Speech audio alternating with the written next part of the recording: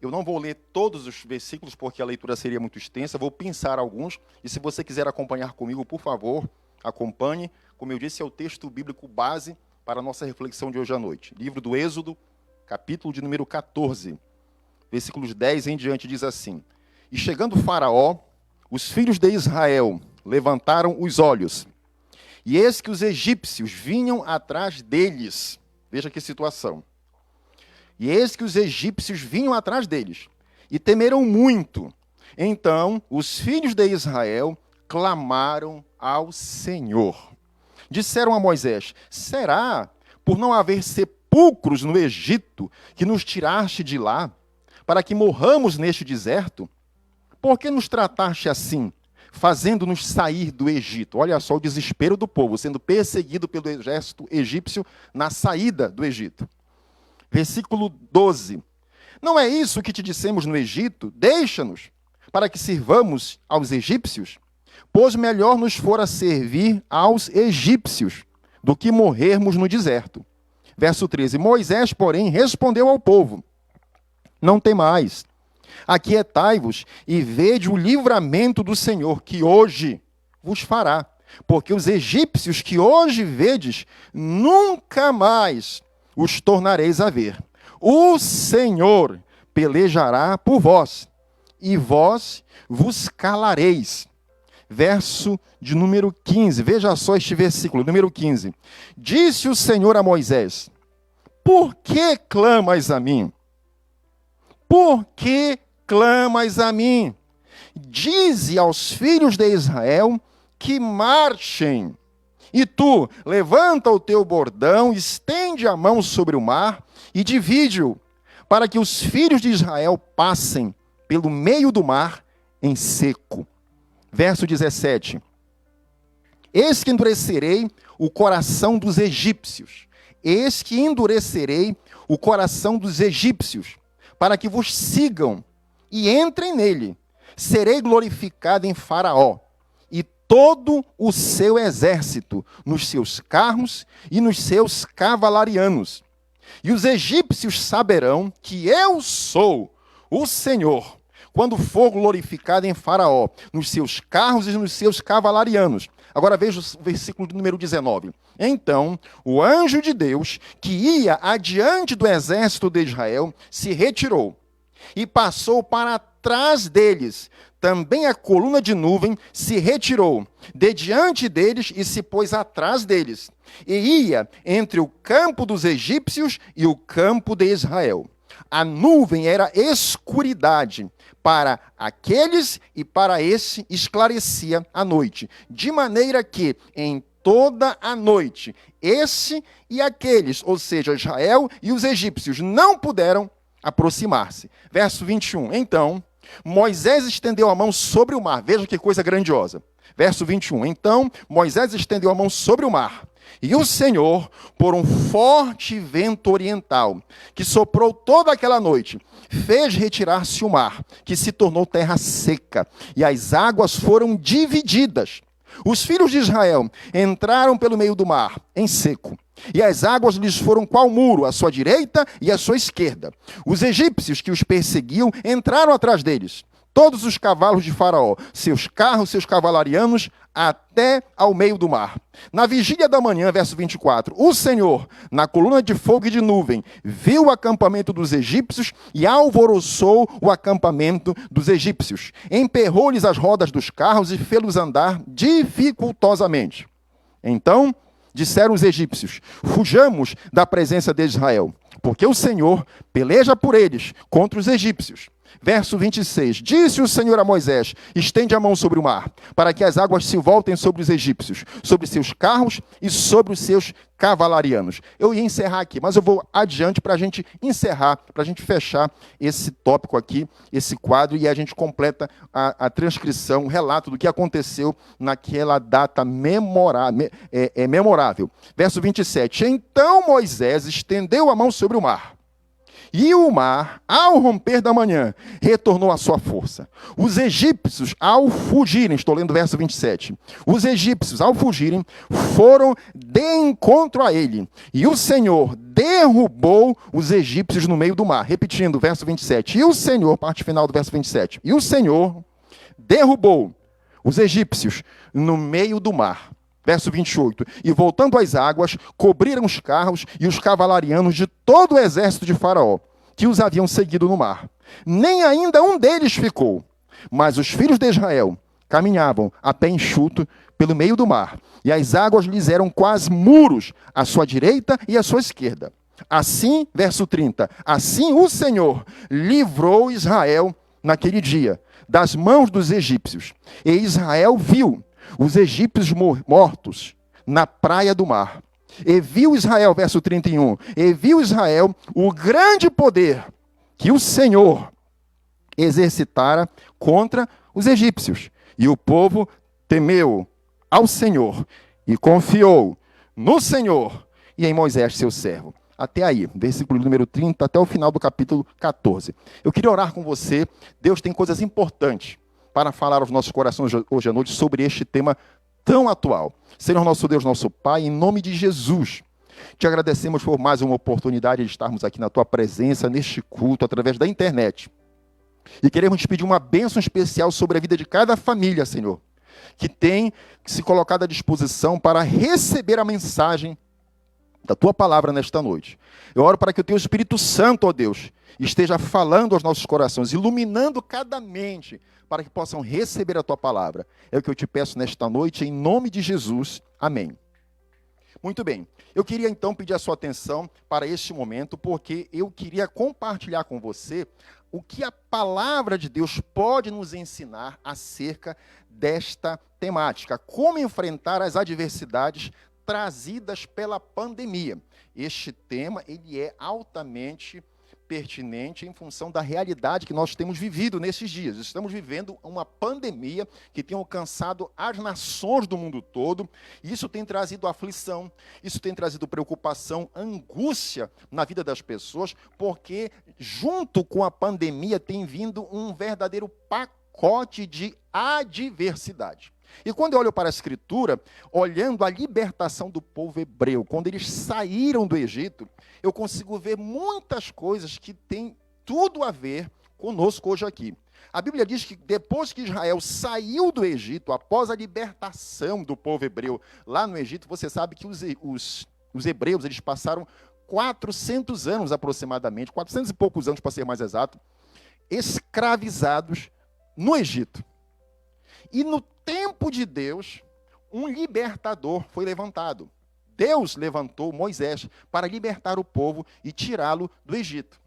Nesse contexto, Deus enviou a manifestação do seu poder de uma forma extremamente impactante. Você conhece a história, os filmes de Hollywood já mostraram isso no cinema em várias versões.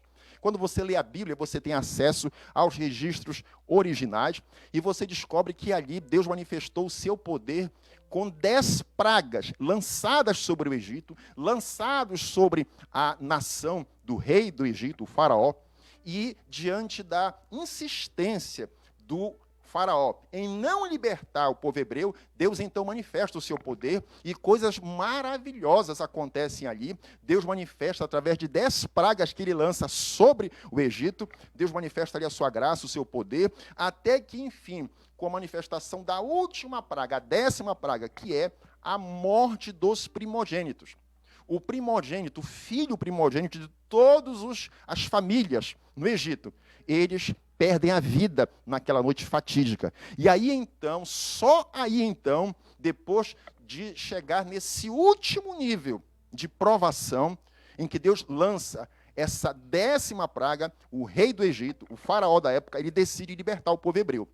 E aí a Bíblia vai dizer que eles saem, então, aproximadamente ali, mais de 2 milhões de pessoas. Eles saem do Egito e caminham pelo deserto. O propósito deles é chegar na terra prometida que Deus havia compartilhado com eles em uma aliança feita muitos anos atrás com o pai da nação hebraica, Abraão.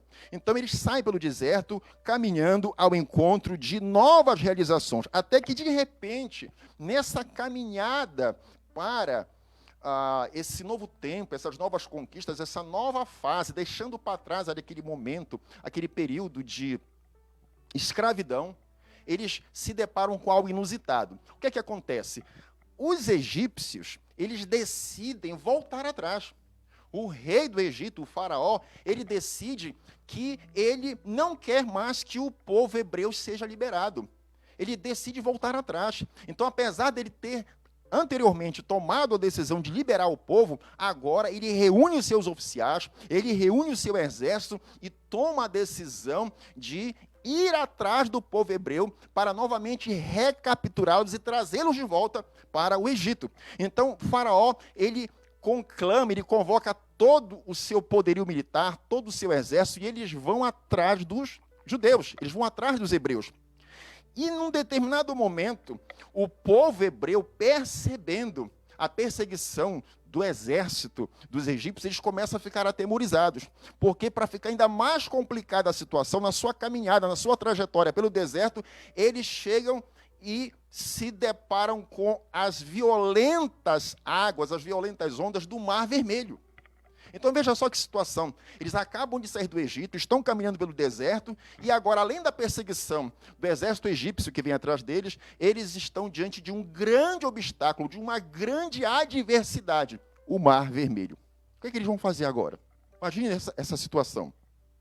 E aí eu queria dizer para você que recentemente, todos nós também, nós vínhamos na nossa caminhada, nós vínhamos em uma trajetória, eu e você, estávamos cuidando dos nossos interesses, estávamos cuidando das nossas agendas pessoais, estávamos cuidando das nossas vidas, cada um vivendo a sua realidade, cada um vivendo a sua história, e nós estávamos também caminhando ao encontro de novas realizações, de um novo tempo.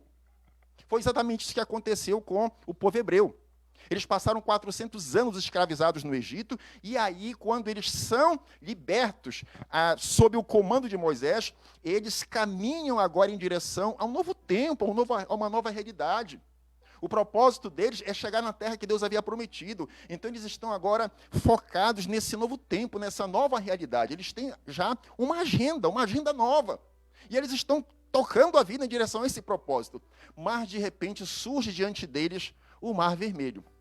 E conosco agora, a situação é parecida, porque nós também vínhamos conduzindo as nossas vidas, nós vínhamos caminhando na nossa trajetória de vida pessoal, estávamos vivendo, cada um de nós, a nossa agenda de vida, e de repente chega uma pandemia.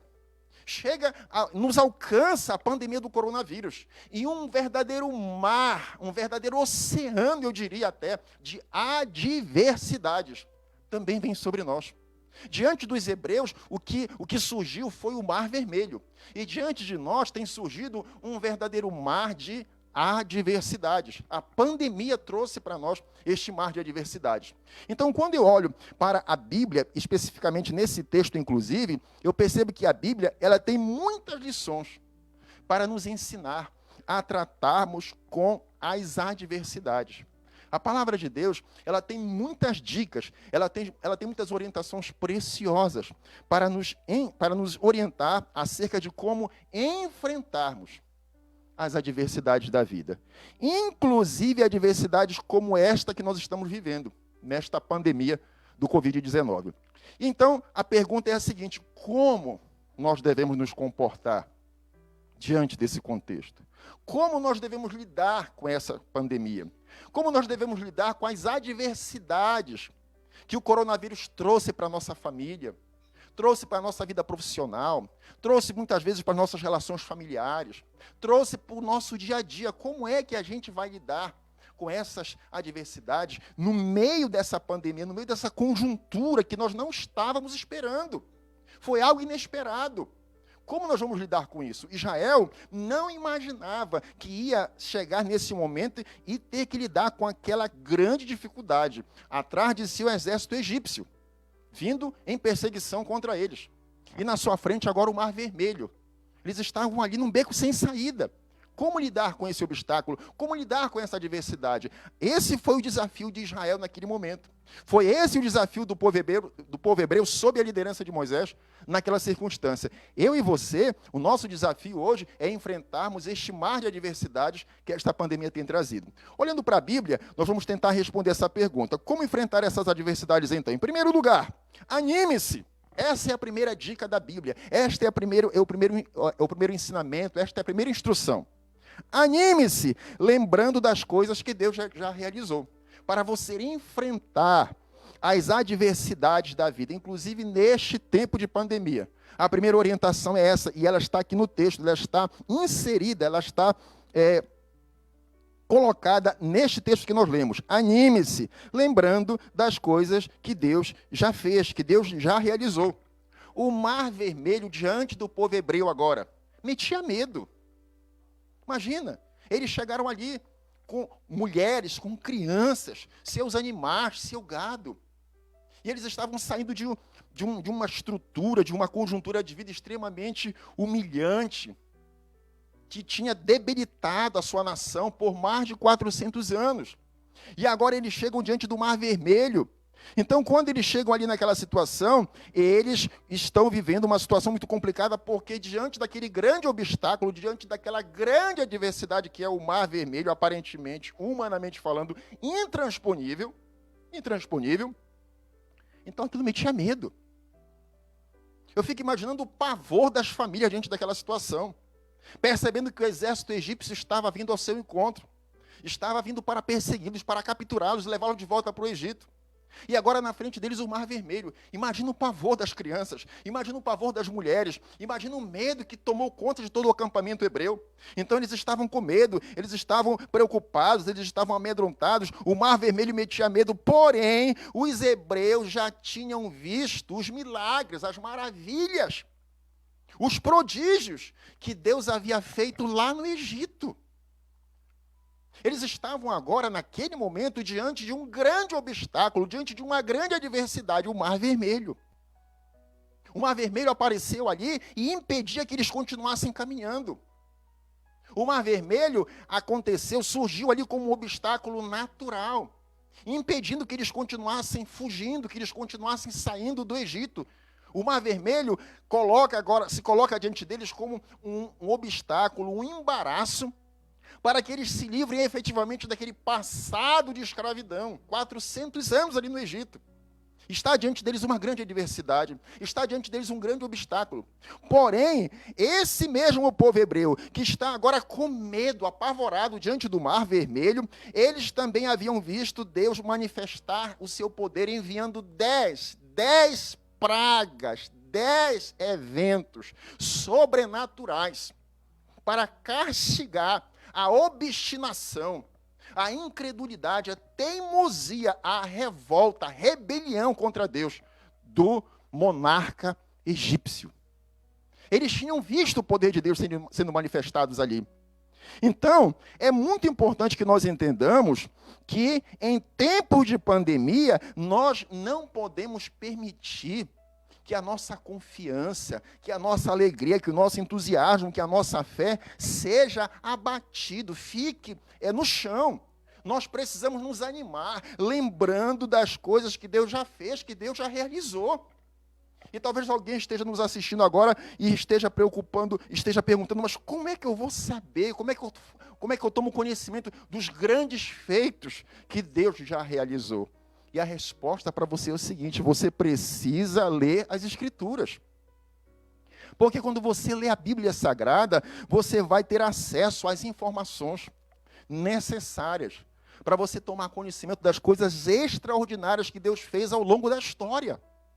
Agora, se você não lê a Bíblia, se você não lê as Escrituras, você nunca vai ficar sabendo disso.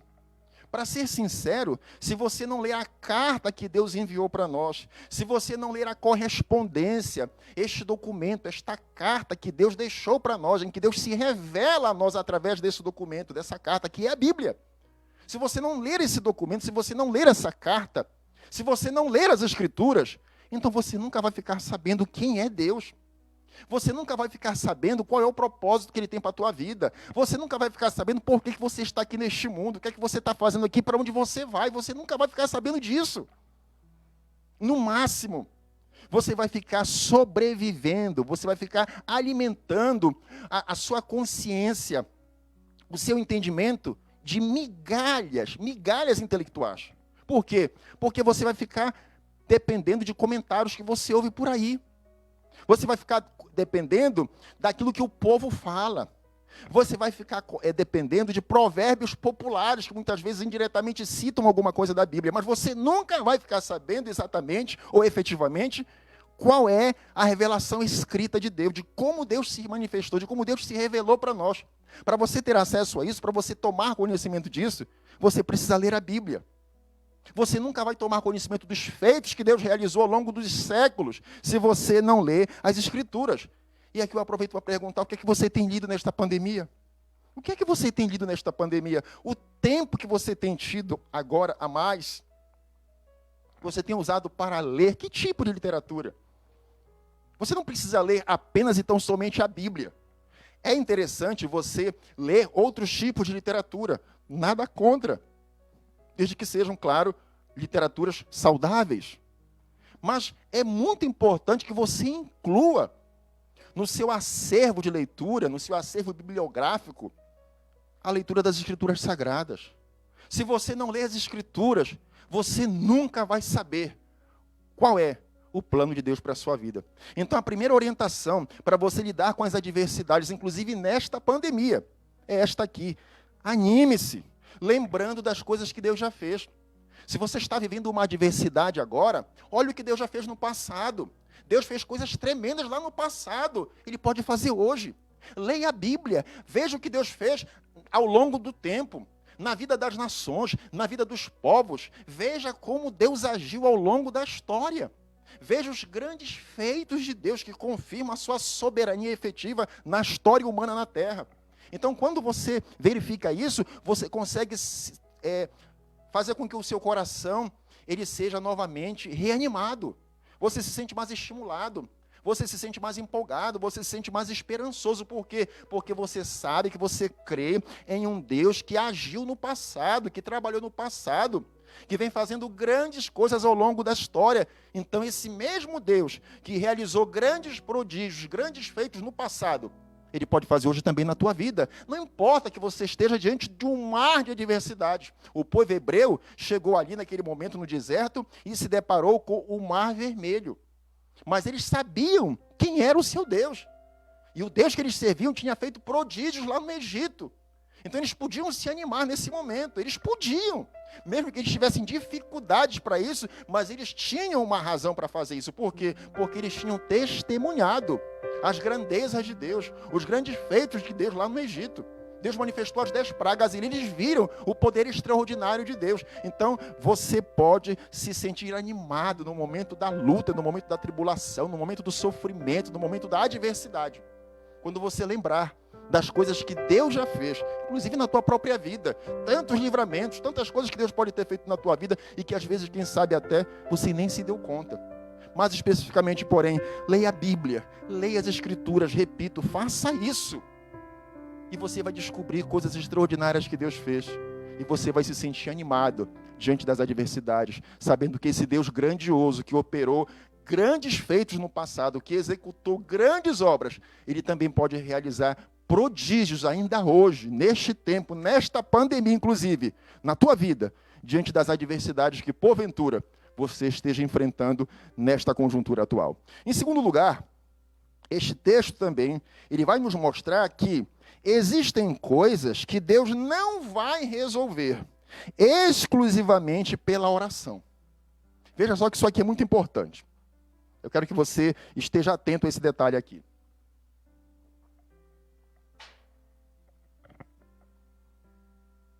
Esta é a segunda orientação para você enfrentar as adversidades. Inclusive, como eu disse, nesta pandemia. Existem coisas que Deus não vai resolver exclusivamente através da oração. Mas Deus vai resolver também através da sua ação, através da sua atitude, através do seu agir. Quando você olha para a narrativa bíblica, você vê que os hebreus, eles estavam lá no versículo 15, isso fica muito bem claro, no versículo 15, eles estavam clamando a Deus. Mas naquele momento, Deus deixa bem claro que aquela circunstância era para agir. No versículo 15 está dito assim: disse o Senhor a Moisés, eles estão diante do Mar Vermelho. E aí o povo começa a clamar desesperado. E aí Deus fala a Moisés e diz assim: por que clamas a mim, Moisés? Diz aos filhos de Israel que marchem. Então o que é que eu aprendo aqui? É que exatamente existem coisas que Deus não vai resolver através da oração exclusivamente. Existem coisas, existem adversidades, queridos, que Deus vai solucionar na nossa vida, não apenas através da oração, mas também através da nossa ação. Através da nossa ação. Nesta pandemia, talvez algumas pessoas, neste momento de pandemia, talvez algumas pessoas estejam apenas pedindo a bênção de Deus. Elas estão enfrentando algumas adversidades neste tempo de pandemia e preocupadas com o futuro, preocupadas com o amanhã. Talvez algumas pessoas estejam apenas orando, apenas clamando, apenas pedindo a bênção de Deus, mas não estão agindo, estão de braços cruzados. A orientação bíblica aqui é para que nós lembremos que não adianta apenas orar. Existem situações em que Deus vai esperar que você haja, que você tome uma atitude. Então é preciso ter muito discernimento em relação a isso. Os hebreus, nesse momento aqui, eles começam a clamar, eles começam a orar pedindo que Deus faça alguma coisa. E aí Deus diz a Moisés: por que estão clamando? Por que estão orando? Ou seja, este momento não é um momento para estar orando. Este momento agora não é um momento para estar clamando, não. Este momento é um momento para estar também agindo. Agindo. Então veja só, a Bíblia diz que nós devemos orar o tempo todo. Nós devemos orar incessantemente. Nós devemos orar sem cessar. Mas esta regra, este preceito bíblico, ele não exclui a necessidade de você também, em determinadas circunstâncias, agir, tomar uma atitude. Então, nós vemos aqui que na pandemia, muitas pessoas podem estar se comportando exatamente desse jeito. A pandemia mexeu com a sua rotina. A pandemia mexeu com a sua agenda. O coronavírus chegou e mexeu, bagunçou seus planos, seus projetos. Você está enclausurado, você está agora em casa, e muita coisa que você precisava fazer, e muitos planos que precisavam ser executados, eles foram suspensos ou talvez até interrompidos efetivamente. E por causa da depressão, por causa da angústia, da preocupação que tem vindo sobre a tua mente, sobre o teu coração, você tem orado a Deus, você tem clamado. Mas talvez neste tempo, esse texto, essa recomendação bíblica, ela se aplique a você. Será que você tem que ficar apenas orando? Será que Deus não está esperando que você faça alguma coisa? Que você descruze os braços, que você tome uma atitude diante dessas adversidades? Quando Moisés clama, Deus diz: Moisés, por que estão clamando? Diz para o povo marchar, diz para o povo seguir em frente, diz para o povo se mexer, diz para o povo tomar uma atitude. Então entenda isso, existem momentos que Deus não vai solucionar, como eu disse, apenas, exclusivamente pela oração. Deus espera que você haja, Deus espera que nessas circunstâncias você se movimente, você faça alguma coisa. Eu quero citar aqui 2 exemplos que eu acho assim, muito pertinentes para este tempo de pandemia. O primeiro exemplo é a questão de não querermos ser contaminados. Ninguém quer ser contaminado pelo Covid-19. Ninguém. Mas eu quero dizer uma coisa para você. Não adianta você ficar apenas orando e pedindo para Deus para Ele te proteger desse vírus.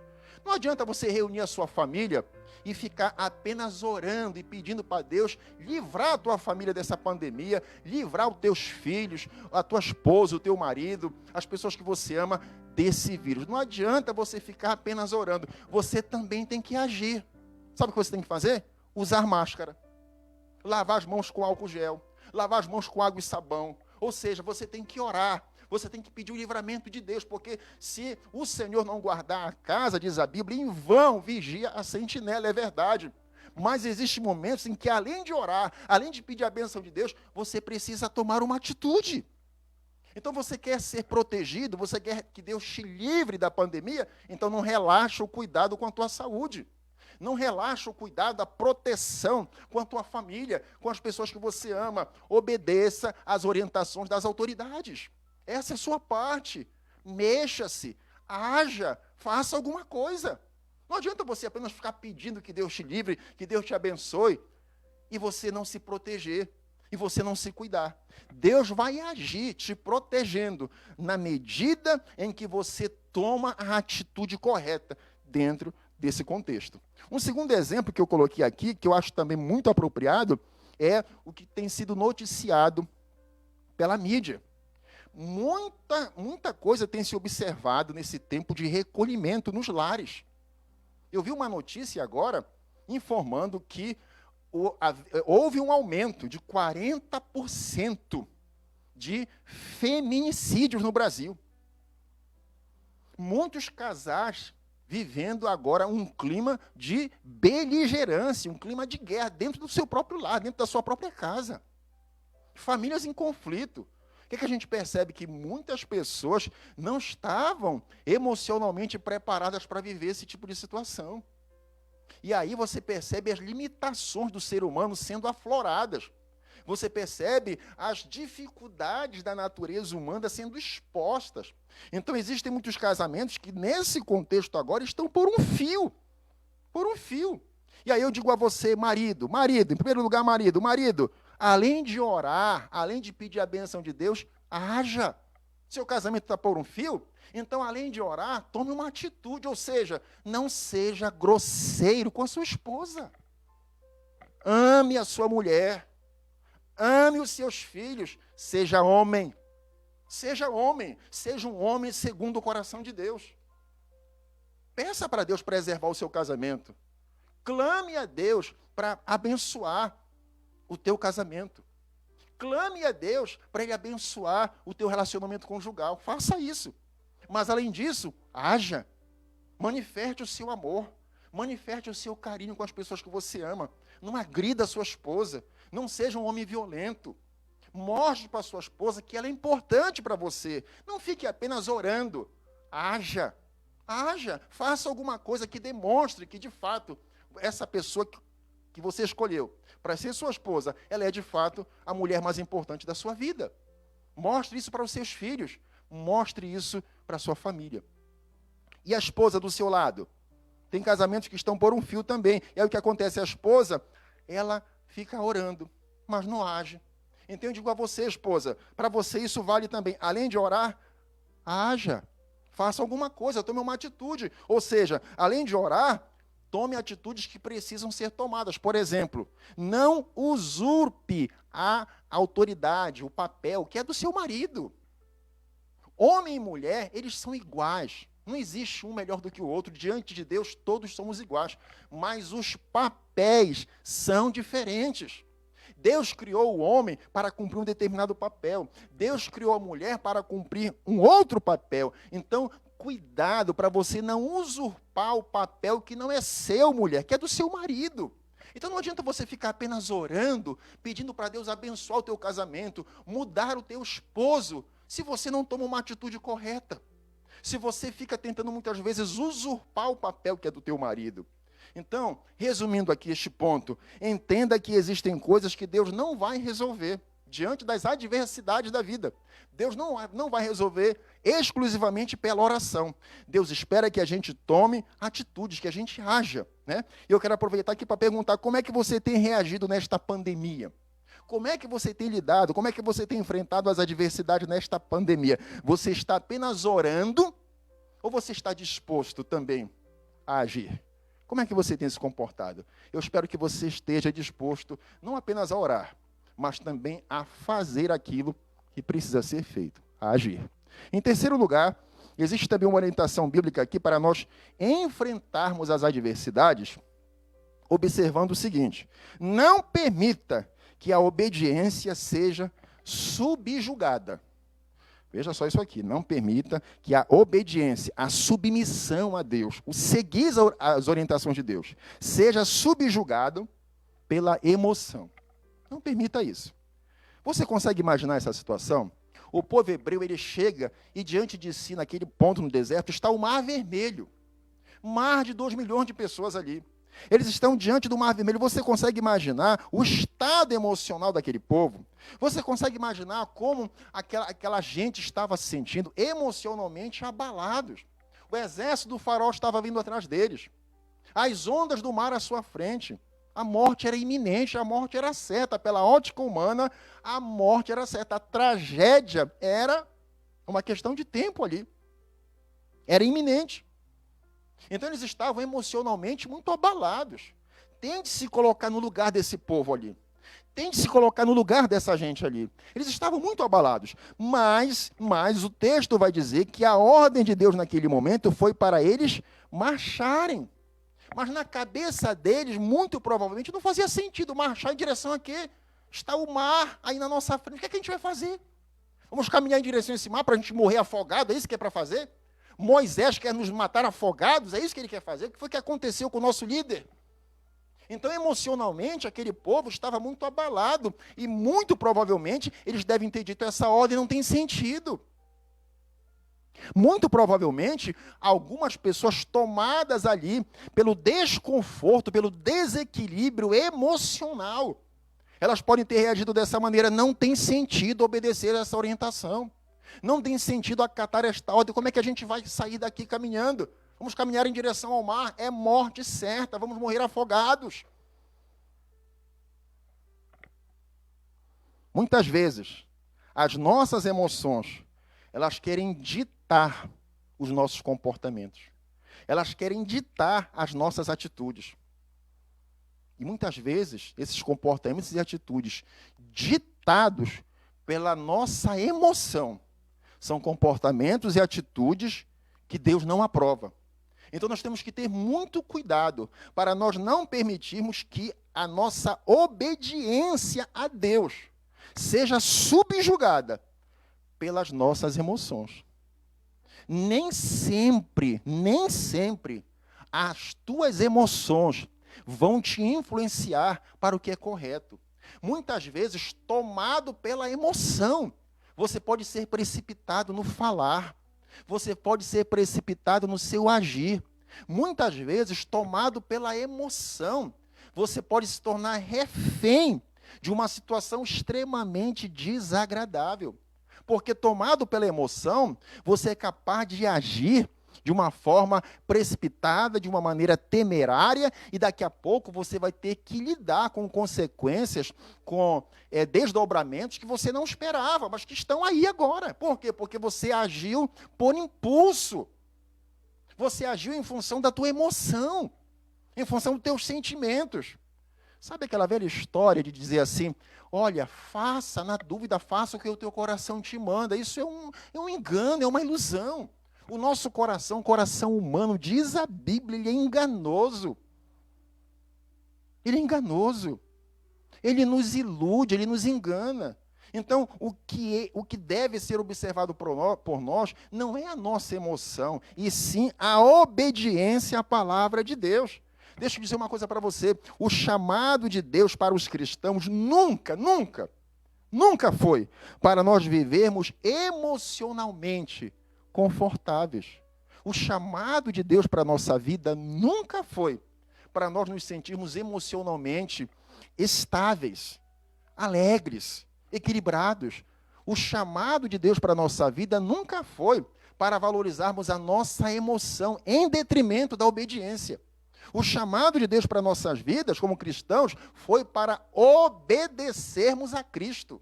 O chamado de Deus para a nossa vida não é para nos sentirmos o tempo todo emocionalmente bem, muito pelo contrário. O chamado de Deus é para sermos obedientes, é para sermos submissos. E se você quiser ser um cristão verdadeiramente comprometido com Deus, se você quiser ser um cristão não do tipo institucionalizado, modelo institucionalizado,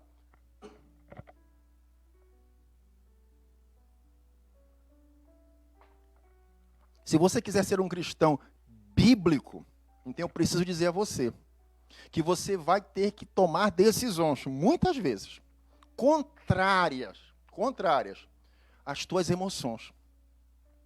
E você vai precisar fazer isso para ser obediente ao Senhor. E muitas vezes, para você tomar essas decisões, contrariando o teu emocional, você talvez se sinta triste, você talvez se sinta deslocado. Mas se você quiser valorizar ou priorizar a obediência aos preceitos de Deus para a sua vida, então nessas situações, muitas vezes, como cristão bíblico, você vai precisar deixar de lado a sua emoção. Você vai precisar deixar de lado o teu sentimento e agir por obediência. Agir valorizando, priorizando os preceitos divinos, a doutrina cristã, os ensinamentos da palavra de Deus. Como é que você tem se conduzido nesta pandemia? Você tem sido conduzido pela emoção, diante dessas adversidades novas aí que você não estava esperando, ou você tem se conduzido pela obediência a Deus? Precisamos pensar nisso. Uma quarta orientação da Bíblia é que, diante das adversidades, inclusive nesta, da pandemia, em vez de se anular, considere o que o grande Deus pode fazer com pessoas insignificantes. Se você for ler a biografia de Moisés, você vai descobrir o seguinte: Moisés, ele era brigão, ele foi um assassino, ele se tornou foragido da lei, e para completar, ele ainda tinha problemas de dicção, uma espécie de gagueira, língua presa. Então Moisés era um homem cheio de limitações. Moisés era um homem que tinha um perfil que, à primeira vista, você jamais consideraria colocá-lo na função em que Deus o colocou. Deus o chamou para ser o instrumento usado por ele para libertar o seu povo da escravidão no Egito. Olha só como Deus faz as coisas. Moisés não era, à primeira vista, a escolha adequada, mas foi exatamente esse homem que Deus chamou. O que é que eu aprendo aqui? Que Deus pode, o grande Deus, ele pode utilizar pessoas que são, humanamente falando, insignificantes e fazer delas um grande instrumento de bênção na sua mão. Deus pode fazer isso. Diante de Deus, o que mais importa não é quem você foi. Diante de Deus, hoje, o que mais importa não é o teu passado. Diante de Deus, o que mais importa hoje não é quem você foi, mas quem você decide se tornar. Quem você decide se tornar em suas mãos. Isso é o que mais importa para Deus. Sabe por que Deus pode usar pessoas menosprezadas, querido? Sabe por que Deus pode usar pessoas assim que o mundo observa e não dá valor? Que o mundo olha e não valoriza, que o mundo olha e diz assim: esse aqui eu vou tirar da lista do churrasco, esse aqui eu vou tirar da lista da confraternização, esse aqui, se ele vier na festa, se ele estiver presente, se ele estiver ou não, não faz diferença nenhuma. Aquela pessoa que você não valoriza, aquela pessoa que de repente você menospreza. Sabe o que acontece? Sabe por que Deus pode usar pessoas assim, com esse perfil? É porque para fazer isso, Deus não depende delas. Deus pode usar pessoas menosprezadas, Deus pode usar os pequeninos, os insignificantes. Sabe por quê? Porque Deus não depende delas para fazer as grandes obras que Ele faz. Deus depende do seu poder, Deus depende do seu decreto, Deus depende da sua própria vontade. E quando Ele decreta, quando Ele tem um propósito, quando Ele tem um plano, Ele levanta aqueles que não são, para envergonhar os que são, a fim de que o seu nome seja glorificado. Então, eu queria dizer para você, que se você é um daqueles que acha que esta pandemia anulou a tua vida para sempre, de repente você é uma dessas pessoas, que as adversidades trazidas por esta onda de pandemia acabou com teus projetos. Você olha para frente agora e você não consegue vislumbrar nenhuma luz tênue de esperança para o teu futuro. Você se acha pequeno, você se acha insignificante, você se acha totalmente vencido, subjugado por este mar de adversidades trazidos por esta pandemia. Eu quero lembrar a você que Deus, Ele pode mudar a tua história. Você é pequeno, mas Deus é grande. Você é limitado, mas o Senhor, o seu poder não tem limites. Você é ser humano, mas o Deus vivo é o soberano criador e regente de todo o universo. Não pense que porque você é pequeno, esta pandemia destruiu a tua vida, destruiu os teus projetos, anulou toda a tua agenda, anulou tudo aquilo que você estava planejando. Não acha que acabou. Não pense que não tem mais jeito. Você é pequeno, mas Deus é grande.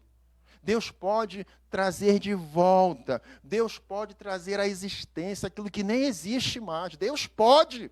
Deus pode, você não pode. Eu não posso, mas Deus pode. Então, anime-se. Anime-se. Deus é capaz de usar. Deus é capaz de abençoar. Deus é capaz de levantar com grande poder, com grande força, os insignificantes, os pequeninos. Deus é capaz. Deus é capaz de fazer isso com pessoas que não chamam atenção. Moisés não estava dentro do perfil adequado para ser o libertador, o líder do povo hebreu. Ele não estava no perfil, mas Deus foi lá e disse: és tu mesmo, és tu que eu vou levantar, és tu quem eu vou usar. Deus pode usar a tua vida. Deus pode fazer coisas tremendas através da tua vida. Deus pode escrever uma nova página, um novo capítulo na história da tua vida. Você se acha indigno? Você se acha desqualificado? Você está certo. Mas eu quero lembrar você que o poder, o segredo do poder, o segredo desta mudança, o segredo desta reviravolta, não está em você. Nós somos pequenos. Eu sou tão limitado, tão pecador, tão humano, assim como você. Mas se nós colocarmos, eu e você, a nossa vida nas mãos de Deus, se nós nos submetermos a Cristo, ao tratamento de Deus sobre a nossa vida, eu digo a você, coisas extraordinárias Deus poderá fazer. Porque Ele é capaz, Ele tem poder para isso. Deus poderá fazer através das nossas vidas. Então, anime-se, não acredite, não alimente a ideia de que a pandemia chegou e seus projetos foram destruídos para sempre. Não aceite essa ideia. Deus pode mudar a tua vida, Deus pode virar a mesa, Deus pode mudar a tua história. Amém? Não tenha medo do amanhã. Acredite que Deus pode fazer coisas grandiosas na sua vida. E, em quinto lugar, eu queria também lembrar a você que no enfrentamento das adversidades, nós também precisamos lembrar de honrar o Deus verdadeiro. Se você for olhar para a história do povo hebreu, você vai descobrir que lá no final, eles foram vitoriosos. O exército egípcio que vinha atrás deles começou a persegui-los. E diante do Mar Vermelho eles pararam, mas o Senhor fez um milagre. O mar se abriu e eles passaram de pé enxuto. Quando eles estavam lá no outro lado, Deus ordenou, e o povo egípcio já atrás deles, o exército egípcio atrás deles, Deus ordenou para Moisés que mandasse fechar o mar, e o mar fechou sobre o exército inimigo. E aí o que aconteceu? Eles foram vitoriosos. O inimigo, o exército adversário que vinha perseguindo eles, foram todos engolidos pelas águas do Mar Vermelho. Deus sepultou Faraó e seu exército ali nas águas do Mar Vermelho. Então, uma situação que era totalmente impossível de ser vencida. Um desafio, um obstáculo, uma adversidade que, humanamente falando, era completamente impossível de ser encarada, de ser ultrapassada, de ser vencida. Deus mostrou ali o seu poder e deu a vitória para Israel. E se você for ler no capítulo de número 15, você vai ver Moisés agradecendo a Deus. No capítulo 15 está dito assim: então entoou Moisés e os filhos de Israel este cântico ao Senhor e disseram: cantarei ao Senhor, porque triunfou gloriosamente, lançou no mar o cavalo e o seu cavaleiro. Veja só que coisa maravilhosa. Moisés, aqui juntamente com o povo hebreu, neste momento eles reconhecem que a vitória que eles conquistaram, o livramento que veio sobre a vida deles, sobre todo o povo, tinha uma origem única. A manifestação do poder de Deus. A manifestação da graça de Deus. Foi o agir do Deus Todo-Poderoso que trouxe esse livramento, que trouxe essa vitória extraordinária, que tem sido ecoada por todos os séculos até a nossa geração. Então, o que foi que aconteceu ali? A última palavra foi do Senhor. A última palavra foi do Senhor. Os egípcios adoravam, se prostravam diante de falsos deuses. Eles foram derrotados. Eu até aproveito aqui para perguntar uma coisa para você. Que Deus você tem adorado? Os egípcios se prostravam diante de falsos deuses. E os deuses egípcios não foram capazes de livrá-los da morte. Os deuses egípcios não foram capazes de livrá-los das mãos do Deus vivo. A religiosidade dos egípcios não foi capaz de esclarecê-los para que eles evitassem aquela tragédia. Eles não foi capaz, não foi suficiente de esclarecê-los. Muitas vezes, nós abraçamos determinados tipos de espiritualidade achando que Deus aprova, achando que o Deus vivo está ali. E muitas vezes estamos sendo redondamente enganados. E uma das razões para isso, volta ao ponto que eu comentei lá atrás, é porque não conhecemos a palavra de Deus. Não estudamos as Escrituras e deixamos de entender o que é que precisamos fazer dentro desse contexto, como agir da forma correta. Então, a gente acaba se tornando refém de muitas pessoas que são, na verdade, falsos profetas, falsos líderes religiosos. Então, você vê aqui que, nesse contexto, a vitória veio. O inimigo foi subjugado, mas o mérito foi de quem? O mérito foi do Senhor. Então, não esqueça disso. Diante das adversidades, sejam elas quais forem, inclusive neste tempo de pandemia, lembre que Deus, Ele é soberano. E Ele tem poder para estar agindo em teu favor. Deus tem poder para derrotar os teus inimigos, assim como Ele fez com os inimigos do povo hebreu. Deus tem poder para envergonhar os teus adversários. Deus tem poder para fazer com que aqueles que não querem ver o teu avanço, o teu triunfo, se sintam envergonhados. Deus é capaz de fazer isso em teu favor. Mas você precisa lembrar de honrar o Senhor. Você precisa lembrar de dar glória a Deus. Quando o Senhor te livrar, quando o Senhor te abençoar, quando você conquistar os seus objetivos, você precisa erguer as mãos aos céus e dizer: bendito seja o nome do Senhor. Você precisa honrar o Deus vivo. E você precisa permitir que Ele dê a palavra final na tua vida. Não importa qual seja a tua dificuldade, não importa qual seja a adversidade que você está enfrentando neste momento. Mesmo nesta pandemia, não importa qual seja a adversidade, permita que Deus, assim como Ele teve a oportunidade de dar a palavra final em favor do seu povo, ali na perseguição dos egípcios e diante do Mar Vermelho, permita que Deus também tenha a oportunidade de dar a palavra final na sua vida. Amém?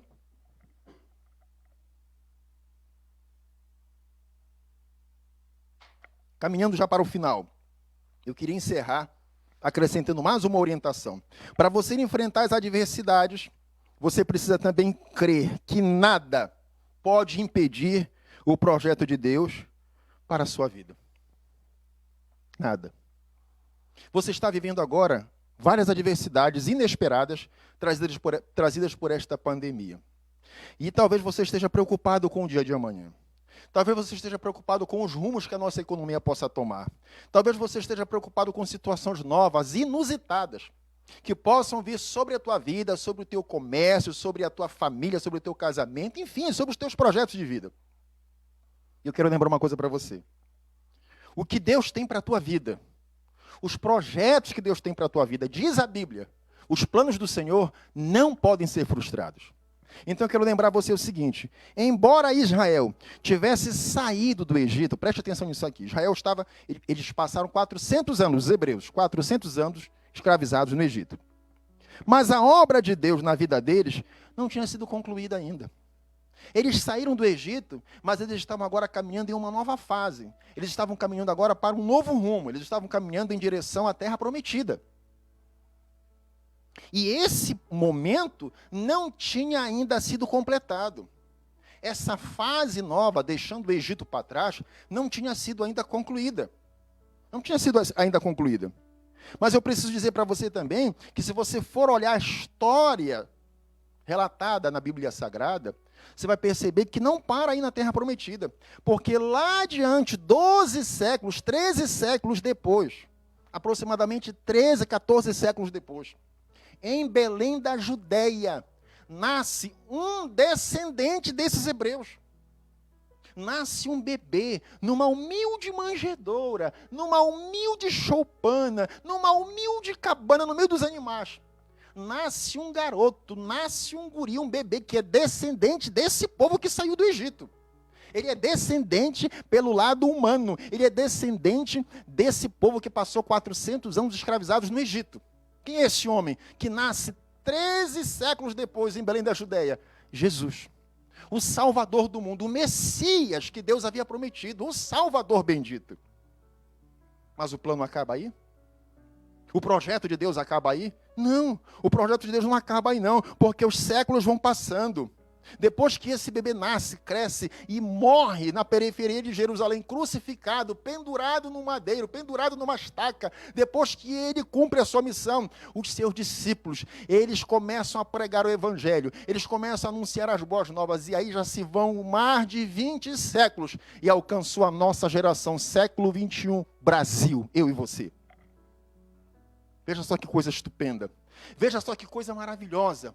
Um projeto que estava lá no Egito, ele não se conclui naquele momento em que Deus livra o povo hebreu da adversidade, da tragédia, da perseguição do exército egípcio e o Mar Vermelho à sua frente. Deus envia um livramento ali. Deus soluciona, Deus resolve aquela adversidade naquele momento. Mas o projeto acaba aí? Não. Não acaba aí. Ainda tinha muita coisa para acontecer. Muita coisa Deus ainda tinha para fazer. Eu não sei como vai ser na tua vida. Eu não sei de que maneira Deus vai fazer na tua vida. Eu não sei de que maneira Deus vai fazer na tua história, mas eu preciso dizer uma coisa para você. Isso aqui eu falo assim com muita alegria no meu coração, com muito entusiasmo. Quero dizer para você que o propósito que Deus tem para a tua vida, ele será cumprido. Não importa se você vai ser turrão por um tempo. Não importa se você vai ser como Israel, como o povo hebreu ao longo dos séculos, muitas vezes desobediente, incrédulo, muitas vezes sendo indiferente, muitas vezes desagradando a Deus. Eu quero dizer uma coisa muito séria para você. Se Deus tem um propósito específico para a tua vida, você pode se bater do jeito que você quiser. Você pode se bater do jeito que você quiser. Você pode dar seus pulos aí, você pode ficar desesperado. Mas você não vai conseguir fugir do propósito que Deus tem para a tua vida. Sabe por quê? Porque os planos do Senhor não podem ser frustrados. Porque não são planos de homem. São planos de Deus. São planos de Deus. E para que você entenda a grandeza disso, nunca esqueça, os planos do Senhor, eles sempre serão melhores do que os nossos. Então não tenha medo. Não tenha medo de viver os planos que Deus tem para a tua vida. Não tenha medo de abrir mão de conceitos e até mesmo pré-conceitos. Não tenha medo de se degladiar com estereótipos que estão definidos aí por pessoas que nem sabem das coisas. Não tenha medo de ter que dizer não para coisas que você sabe que Deus não se agrada. Não importa que tirem você da lista do churrasco. Não importa que tirem você, sabe, daquela festinha de amigos. Tirem você da lista. Não, agora ele virou Bíblia, agora ele virou crente, agora ele é irmão. Não tenha medo de assumir um compromisso com Jesus. Não tenha medo de levar Deus a sério na sua vida. Não esqueça, se Deus tem um propósito específico para a tua vida, quem é que vai impedir? Diz aí para mim, quem é que vai impedir que o propósito de Deus seja cumprido na tua vida? Quem é que vai impedir? Você? Você vai impedir? Nunca. Ele é Deus. E eu e você somos nada diante dele. Então o que é que você tem que fazer? Submeta-se ao Senhor. Abra o seu coração. Rasgue o seu coração diante de Deus. Diga, Senhor, tem misericórdia de mim. Eu não quero mais perder meu tempo. Eu não quero mais ficar preso em picuinhas. Eu não quero mais ficar enlameado com coisas que não agradam a ti. Eu não quero mais perder tempo, desperdiçar os meus anos, a minha vida, a minha história, com coisas que eu sei que não te agradam. Não deixa mais eu viver a ilusão que está aí fora. Me ajuda, Senhor, a entender o que tu queres fazer na minha vida. Peça para Deus a força, o poder, a virtude que você não tem e que são necessários para você seguir em frente. Faça isso, faça isso. Deus é capaz de intervir soberanamente em qualquer situação que você esteja vivendo. Deus é capaz de intervir de maneira sobrenatural em qualquer tipo de adversidade que você esteja vivendo. Inclusive, volto a repetir, nesta pandemia.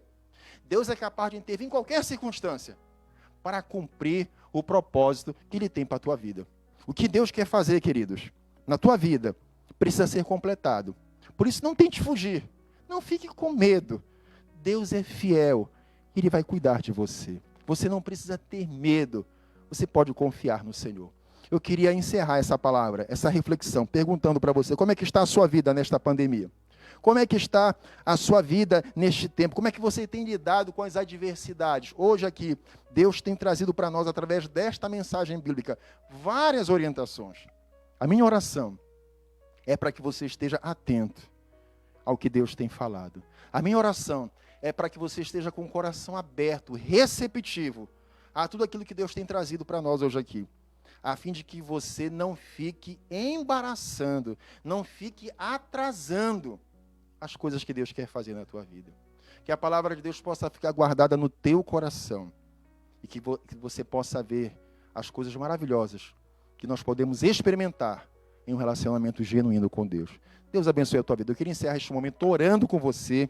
E aí onde você está, na sua casa, na sua família, quero dar a você a oportunidade de você dizer: Deus, eu quero, em todas as situações da minha vida, inclusive no enfrentamento das adversidades, em qualquer momento, até mesmo agora, neste tempo que estamos vivendo, eu quero depender de Ti. Eu quero que Tu sejas o meu Deus, não apenas de boca, não apenas de palavras, porque palavras o vento leva, mas de realidade, de um relacionamento efetivo, de um compromisso real. Eu quero viver isso contigo. Eu quero te dar a oportunidade de você falar isso para Deus agora, com sinceridade, porque Deus conhece o teu coração.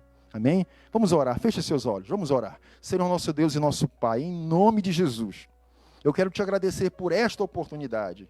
Eu quero colocar diante de Ti a vida de cada família, Senhor.